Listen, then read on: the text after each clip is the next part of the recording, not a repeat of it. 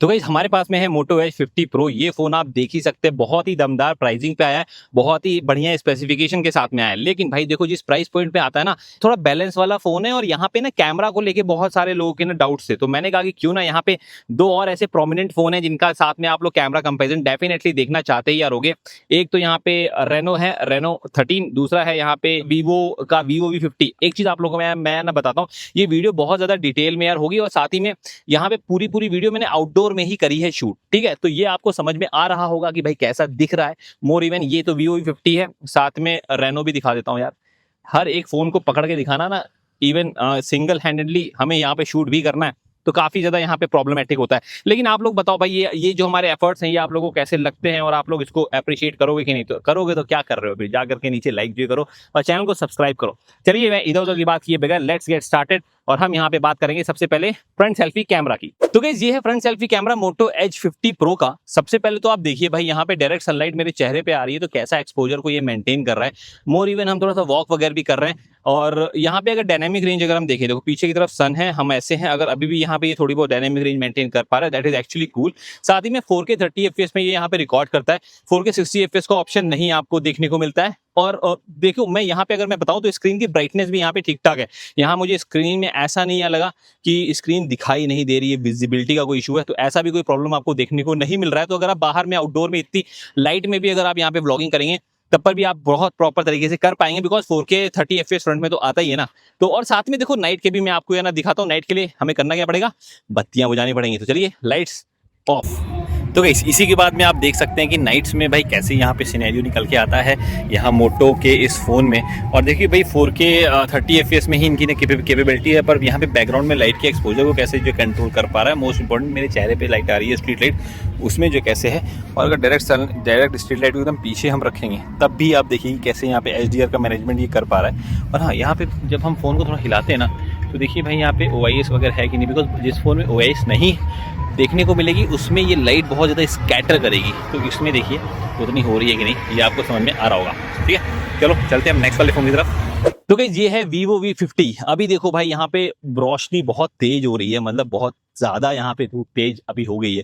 अभी थोड़ी देर पहले यहाँ पे बादल वगैरह थे, लेकिन अभी आप देखिए जब धूप हो गई है तो यहाँ पे कैसे मेंटेन कर रहा है और यहाँ पे स्टेबलाइजेशन कैसी है, मोटो में जैसी थी वैसी है कि नहीं है। अच्छा, मैं यहाँ पे मोटो, वीवो, ओप्पो तीनों को साइड बाय साइड रख करके भी मैं फ्रंट सेल्फी कैमरा दिखाऊंगा, तो उसमें आप ज़्यादा बेटर जज कर पाएंगे कि यहाँ पे स्टेबलाइजेशन कैसी है। तो अभी बहुत ज़्यादा कुछ करने की जरूरत है नहीं, लेकिन हाँ डायनामिक रेंज थोड़ा सा ना देखिए, डिटेल वगैरह आप देखिए, यहाँ पे स्काई का कलर कैसे मेंटेन जो किया हुआ है। सही बताऊँ तो यहाँ पे स्काई में नीला और बादल वगैरह भी हैं, तो आपको ज़्यादा बेटर तरीके से HDR को जज करने में भी मदद मिल रही होगी। तो चलिए इसी की जस्ट बाद में जरा नाइट के भी शॉट्स हम आपको दिखाते हैं।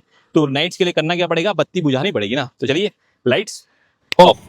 तो इस नाइट में आप इसके अंदर देख सकते हो कि कैसा सिनेरियो बनता है। और हाँ, यहाँ पे अगर आप इसको हिलाते हो तो यहाँ पे बैक की जो लाइट है वो स्कैटर होती है कि नहीं, ये आपको समझ में आ रहा होगा। तो इसमें OIS कितना बढ़िया तरीके से वर्क कर रहा है नाइट में, वो भी आपको समझ में आएगा। साथ ही में अगर हम बैक में ये लाइट में ऐसा कुछ बना दें, यहाँ पे 4K 30 FPS का ऑप्शन देखने को मिलता है जैसे मोटो में ही, लेकिन इसके बाद में देखने वाली बात होगी ना कि ओप्पो में क्या मिलता है। तो चलिए ओप्पो का दिखाता हूँ, और ओप्पो के बाद तीनों ही फ़ोन एक साथ रख करके भी हम आपको दिखाएंगे, तो बहुत सारी चीज़ें आपको उसमें डिफरेंस समझ में आएगा ज़्यादा बेहतर तरीके से। तो चलिए उस तरफ बढ़ते हैं। तो भाई क्या ही दमदार है यहाँ पे ओप्पो। भाई ओप्पो रेनो 13 4K 60 FPS में ऑप्शन आते हैं। यहीं देखिए मोटो में सेम प्रोसेसर आता है, वो नहीं यहाँ पे न दे रहा है 4K 60 FPS फ्रंट में, बैक में भी नहीं है 4K 30 FPS ही उसमें, पर इसमें आपको 4K 60 FPS फ्रंट में मिल रहा है। तो बैक में तो ऑब्वियस ही बात है मिलेगा ही मिलेगा। और मोर इवन आप देखो यहाँ पे थोड़ा सा जूम इन जूम आउट भी कर आप सकते हो यहाँ पे। और मोर इवन देखो यहाँ पे ना HDR का मैनेजमेंट कैसा है। यहाँ पे एक अच्छी चीज़ है, यहाँ पे बादल भी है स्काई में, तो आपको HDR का मैनेजमेंट भी गेज करने में समझ में आ रहा होगा। और इसकी भाई डिस्प्ले बहुत ज़्यादा बढ़िया है, बीजर्स बहुत ज़्यादा थिन है, और मतलब यहाँ पे डिस्प्ले काफ़ी प्रीमियम लगती भी है। फ्लैट वाली डिस्प्ले आती है इसमें, मैं सही बताऊँ तो मुझे एक कर्व या कॉर्ड कर्व से ज़्यादा बेहतरीन एक फ्लैट डिस्प्ले लगती है जिसमें बीजर्स बहुत ज़्यादा कम है। अच्छा, यहाँ पे जरा नाइट के भी देखा जाए कि नाइट में फ्रंट सेल्फी में कैसा वर्क करता है, उसके लिए लाइट्स ऑफ करनी पड़ेंगी। तो चलिए लाइट्स ऑफ। तो गाइस यहाँ पे नाइट के समय में इसके अंदर कैसा सिनेरियो रहता है। और हाँ, यहाँ पे अगर इसको हम हिलाएंगे तो यहाँ पे पीछे की लाइट कैसी हो रही है आपको समझ में आ रहा होगा। इसमें OIS वर्क कैसे कर रहा है ये भी समझ में आ रहा होगा। यहाँ पे अगर हम अगेंस्ट द स्ट्रीट लाइट अगर हम जाएँ तो यहाँ पे कैसे HDR का मैनेजमेंट कर रहा है नाइट में, ये भी आपको समझ में आ रहा होगा। मोस्ट इंपॉर्टेंट थिंग थोड़ा सा वर्कआउट यार, ये लाइट वाला सही है क्या सीन है, एक बार मुझे कमेंट करके बताओ। एक काम करते हैं ना, तीनों फ़ोन को साथ में रखते हैं, तब तो आपको समझ में आ ही जाएगा। तो चलिए तीनों को एक साथ रखा जाए। तो गाइस ये है फ्रंट सेल्फी कैमरा इन तीनों ही स्मार्टफोन का। सबसे पहले तो आप देखो यहाँ पे डायरेक्ट सनलाइट मेरे चेहरे पे आ रही है, कैसा ये यहाँ पे मेंटेन करता है। मोर इवन देखो यहाँ पे एचडीआर का मैनेजमेंट कैसा है, बिकॉज बैकग्राउंड में यहाँ पे सूरज देवता है, थोड़ा सा बादल में छिपे हुए हैं, बट क्योंकि यहाँ पे बादल है तो एचडीआर का मैनेजमेंट आपको ज्यादा बेटर तरीके से समझ में आ रहा होगा। साथ ही में हम थोड़ा सा यहाँ पे रनिंग करके भी आपको हम दिखा रहे हैं यहाँ पे स्टेबलाइजेशन किसमें ज्यादा बेटर है, ये भी आपको समझ में आएगी। हालांकि ओप्पो यहाँ पे 4K 60 FPS में ले रहा है वीडियो को, वो भी एक अच्छी चीज है। लेकिन हम यहाँ पे जरा नाइट के भी शॉट्स हम दिखाएंगे, बट अभी समझ में आ गया होगा आपको कि यह कैसा है, यहाँ पे तीनों में ही डिफरेंस निकल के आ रहा है। तो चलिए जरा नाइट के शॉट्स हम दिखाएं, उसके लिए लाइट्स ऑफ। तो गाइस यहाँ पे आप नाइट के समय में आपको देखने को मिल रहा होगा, यहाँ पे केवल ओप्पो है जो यहाँ पे 4K 60 FPS में रिकॉर्ड करता है। अदरवाइज जितने भी फोन्स हैं ना वो सबके सब यहाँ पे 4K 30 FPS में ही रिकॉर्ड कर रहे हैं। और देखिए यहाँ पे नाइट में, देखिए नाइट में जब यहाँ पे पीछे बैकग्राउंड में कुछ ऐसा रहता है तो कैसा यहाँ पे मेंटेन करता है। साथ ही में अगर आप देखो ये जो लाइट है ना, लाइट का मैं स्कैटरिंग दिखा में रहा था, यहाँ पे मैं हिला रहा हूँ जानबूझ करके आपको दिखाने के लिए पीछे की लाइट कितनी ज्यादा हिलती है।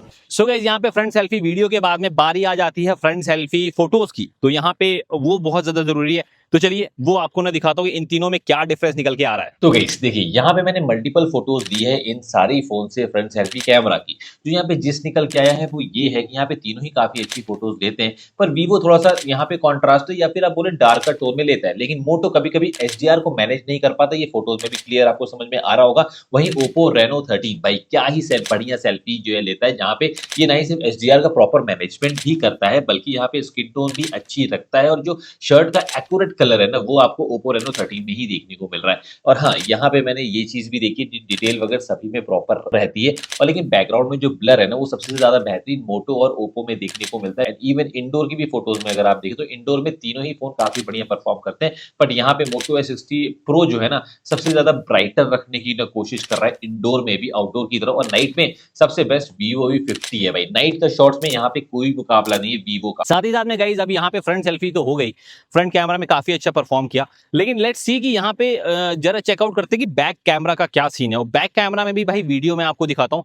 तो गाइस यहाँ पे आप देख सकते हैं ये है बैक कैमरा मोटो S60 प्रो का। यहाँ पे देखिए बैक में थोड़ा सा यहाँ पे सन आ रहे हैं, सन थोड़े से आज कम है लेकिन फिर भी भाई काफी तेज है। यहाँ पे अगर मैं अपने स्किन का मैं टेक्सचर्स दिखा दूं, यहाँ पे ज्यादा लाल वगैरह तो नहीं जेने कर रहा है, ये भी आपको समझ में आ रहा होगा। साथ ही में एचडीआर का मैनेजमेंट दिखाने के लिए हम इधर की तरफ आ जाते हैं। यहाँ पे देखिए बैकग्राउंड में यहाँ पे सन है, और देखिए भाई यहाँ पे कैसे मैनेज एक्चुअल में कर रहा है। थोड़ा सा यहाँ पे वॉक वगैरह भी हम करके आपको हम दिखाते हैं। यहाँ पे देखिए जो स्टेबलाइजेशन है ना, जब तीनों फोन को एक साथ रखेंगे तब हम आपको दिखाएंगे, पर अभी आपको समझ में आ गया होगा कि एक्चुअल में कैसा परफॉर्म कर रहा है। तो चलिए अब बढ़ते हैं नेक्स्ट वाले फोन की तरफ। तो गाइस ये है भाई वीवो का वीवो V50। भाई देखो बहुत ही ज्यादा बैलेंस फोन है ये भी, और हम क्योंकि ये पूरी बैलेंस फोन जितने भी तीनों फोन रखे हमने वो सबसे ज्यादा बैलेंस ही है, तो हमने कहा कि चलो आपको इसके अंदर दिखाते हैं कि भाई यहाँ पे एचडीआर का मैनेजमेंट कैसा है। थोड़ा सा इधर की तरफ आ जाओ ताकि हम अपना स्किन टोन दिखा पाएं।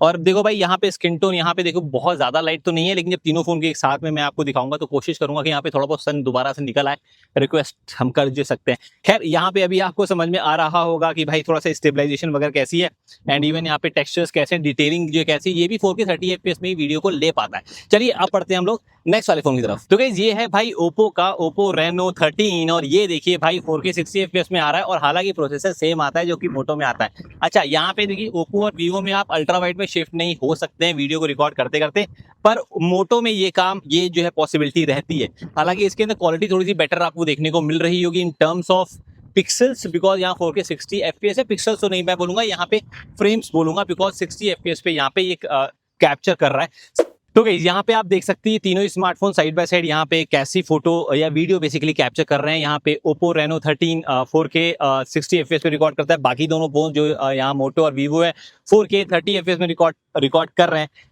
यहाँ पे क्योंकि तीनों फोन एक साथ है तो जरा स्टेबलाइजेशन का भी चेकअप हो जाए। आ जाओ।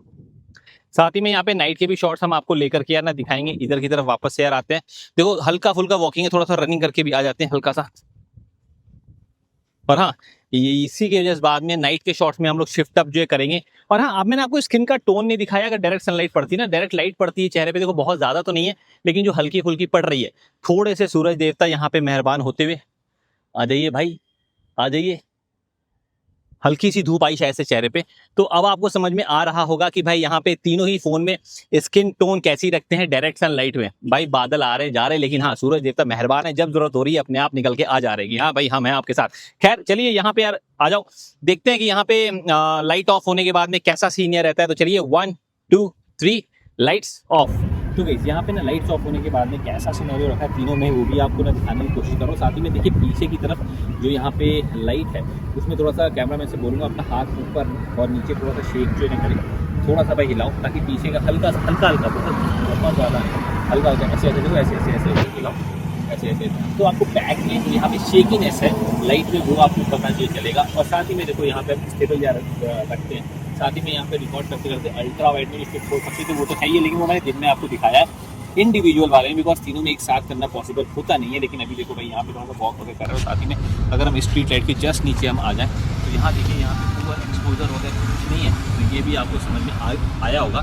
साथ ही में यहाँ पे ग्रेन्स वगैरह तो नहीं है नाइट के शॉट्स में। सब चीज़ मैंने आपको प्रॉपर तरीके से एक्सप्लेन कर दिया है कि ये वीडियो वाला सेक्शन आपको अच्छा लगा होगा। इसके बाद चलते हैं हम लोग फोटो के सेक्शन। तो गाइस एक चीज आपको बताता हूँ, देखो यहाँ पे कुछ चीजें आपको बहुत ही क्लियरली विजिबल होगी। यहाँ पे नॉर्मली तो यहाँ पे वीवो थोड़ा सा ज्यादा यहाँ पे कलरफुल लगता है, लेकिन साथ ही में वीवो की अल्ट्रा वाइड में ज्यादा प्रॉपर डिटेल और ब्राइटनेस भी मेंटेन रहती है। तो वीवो में अल्ट्रा वाइड बहुत ही ज्यादा बेहतरीन है। इवन देखिए येलो भी देखिए कितना ज्यादा ब्राइटर निकल के आ रहा है, ये फूल भी काफी ज्यादा ब्राइटर है। और ओप्पो कभी कभी हल्का सा ना थोड़ा सा यहाँ पे ब्राइटनेस बढ़ाता है। और वहीं मोटो में आप आउटडोर में तो देखा पड़ा है कि ठीक ठाक फोटो ये कैप्चर करता है, लेकिन यहाँ पे आउटडोर में थोड़ा सा प्रॉब्लम आती है डायनामिक रेंज में। और गाइस मोटो के अंदर टेलीफोटो लेंस होने की वजह से यहाँ पे पोर्ट्रेट शॉट में ज्यादा जूम इन की कैपेबिलिटीज है, तो यहाँ पे 50mm और 85mm दोनों ही कैप्चर करता है। वहीं पे वीवो केवल यहाँ पे 1x 1.5x और 2x में फोटो कैप्चर करता है, जिससे कि 50mm तक की जूम इन जाता है। लेकिन अगर ओप्पो में देखेंगे तो केवल 1x और 2x ही आता है, इसके अंदर 35mm और यहाँ 85mm का ऑप्शन नहीं आता। तो ज्यादा बेटर यहाँ पे जूम इन कैपेबिलिटीज यहाँ पे मोटो के अंदर है। लेकिन आप देखेंगे कि आउटडोर में थोड़ी सी ज्यादा बेटर फोटोज मुझे कंपैरेटिवली देखने को मिल रहा है कि वीवो और ओप्पो ज्यादा बेटर यहाँ पे कैप्चर करते हैं, क्योंकि मोटो में कई बार डायनामिक रेंज थोड़ा सा वहाँ पे मिस आउट करता है ना, तो उसी की वजह से मैंने ये बात बोली। अदरवाइज सभी में डिटेल काफी ज्यादा प्रॉपर आती है। आउटडोर में भी हम ये चीज क्लियरली देख भी सकते हैं। और साथ ही में देखो इंडोर में ना चीजें कुछ चेंज होती है, जहाँ पे मोटो थोड़ा सा कॉन्ट्रास्ट थोड़ा सा ना डार्कर टोन लेकर के आ जाता है, पर फिर भी वो बहुत ही नेचुरल स्किन टोन मेंटेन रखने की कोशिश करता है। इंडोर में तीनों ही फोन काफी अच्छा परफॉर्म करते हुए नजर आए हैं, लेकिन पोर्ट्रेट में ज्यादा जूमिंग शॉट के अंदर यहाँ पे मोटो में थोड़ा सा यहाँ पे डिटेल की कमी और साथ ही में थोड़ा सा डार्कर टोन भी मेरे को देखने को मिली है।